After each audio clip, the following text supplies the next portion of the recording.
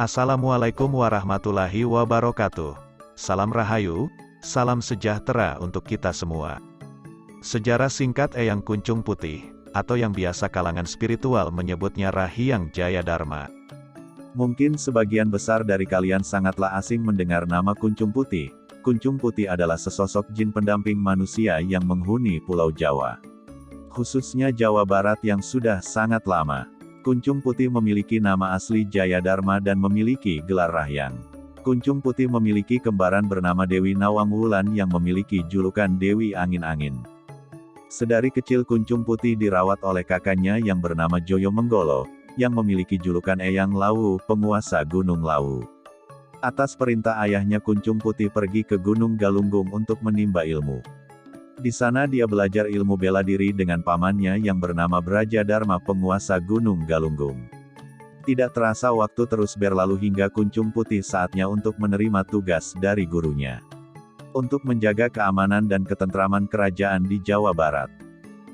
Singkat cerita, Kuncung Putih pun menikah dengan anaknya Rahyang Ajidharma, penguasa Gunung Tangkuban Perahu, yang bernama Batari Ayudhya Reksa. Suatu hari Kuncung Putih ditugaskan oleh Brajadharma untuk menjaga anak Raja Linggawangi bernama Dewa Niskala, sedangkan istri dari Kuncung Putih ditugaskan Brajadharma untuk mengawal Raja Linggawangi dan anak perempuannya bernama Dia Ayu Pitaloka, yang ingin pergi ke kerajaan Majapahit, untuk menikah dengan Raja Majapahit yaitu Hayam Wuruk.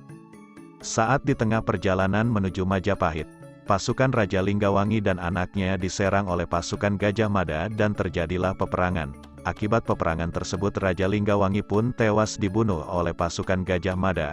Dia Ayu Pitaloka pun bunuh diri dengan cara menancapkan kerisnya di perutnya, dan jin pendamping yang mengawal mereka berdua pun tewas termasuk istri dari Kuncung Putih karena diserang oleh pasukan jin Gajah Mada. Mendengar istrinya tewas terbunuh, membuat Kuncung Putih sangat terpukul. Lalu ia menyepi ke air terjun Tujuh Panjalu. Ketika Kuncung Putih sedang menyepi di air terjun Tujuh Panjalu, ia dihampiri oleh jin berwujud macan yang bernama Pangeran Lodaya. Dan Pangeran Lodaya memberi pesan kepada Kuncung Putih. Isi pesan tersebut adalah, kamu ditugaskan untuk menjaga bangsa manusia. Ada 3 manusia lagi yang harus kamu jaga. 3 manusia itu adalah keturunan dari Linggawangi. Setelah mendapat pesan itu, Eyang Kuncung Putih pun ikut dengan cucu dari Linggawangi, yaitu Prabu Siliwangi dan menjadi jin pendamping Prabu Siliwangi. Setelah menjadi pengawal keamanan dan ketentraman kerajaan Pajajaran, Eyang Kuncung Putih dan Prabu Siliwangi selalu bersama-sama menumpas kejahatan di tanah Sunda, hingga Prabu Siliwangi menjadi raja yang terkenal arif dan bijaksana di Jawa Barat. Tidak lupa Kuncung Putih selalu memberikan nasihat serta wejangan kepada Sang Prabu untuk selalu melindungi dan mengayomi rakyat Pajajaran. Ketika anaknya dari Ratu Kentring Manik yang bernama Raden Surawisesa mulai dewasa, akan diangkat menjadi putra mahkota, kelak akan menjadi Raja Pajajaran selanjutnya. Ketika itu saatnya telah tiba, Prabu Siliwangi menyerahkan mahkota kerajaan kepada anaknya Raden Surawisesa, dan Prabu akan meninggalkan istana untuk menghabiskan masa tuanya dengan bersemedi di gunung, untuk mendekatkan diri kepada Yang Maha Kuasa. Singkat cerita, saat agama Islam sudah masuk di tanah Jawa Barat, dari kalangan kerajaan telah banyak yang masuk agama Islam, termasuk istrinya Prabu Siliwangi, Ratu Subanglarang beserta 3 anaknya Raden Walang Sungsang, Nyai Rara Santang dan Raden Kian Santang. Singkat cerita, menurut legenda, karena Prabu Siliwangi belum beragama Islam, sehingga Raden Kian Santang mencari ayahnya untuk diajak memeluk agama Islam, karena Prabu teguh dengan keyakinan kepercayaannya, dan tidak ingin melakukan pertempuran dengan anaknya, sehingga Prabu melakukan moksa di salah satu kawah yang ada di Bogor. Sebelum Prabu Siliwangi moksa, dia berpesan kepada Eyang Kuncung Putih, untuk menjaga keris naga runting supaya tidak jatuh ke tangan orang jahat. Semenjak kepergian Prabu Siliwangi, Eyang Kuncung Putih selalu ada di hutan Halimun Gunung Salak.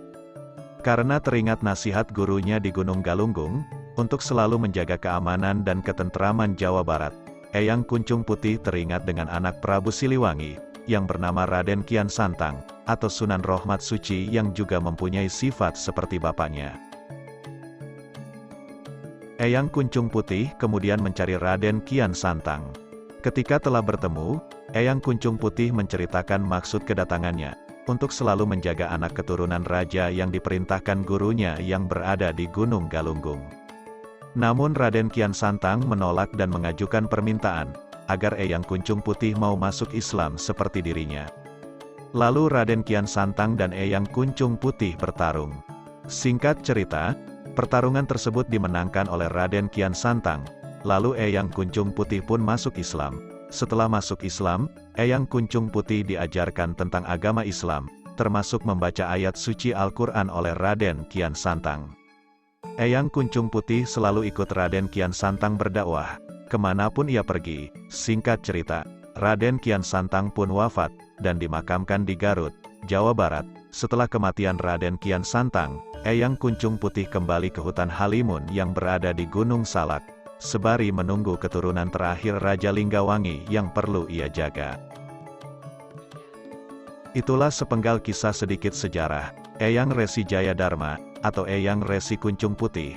Biasa orang kenal Ki Jarot. Terima kasih sudah mendengar kisah ini. Jangan lupa dukung channel ini untuk berkembang, dengan like, share dan subscribe. Rahayu, Rahayu, Rahayu.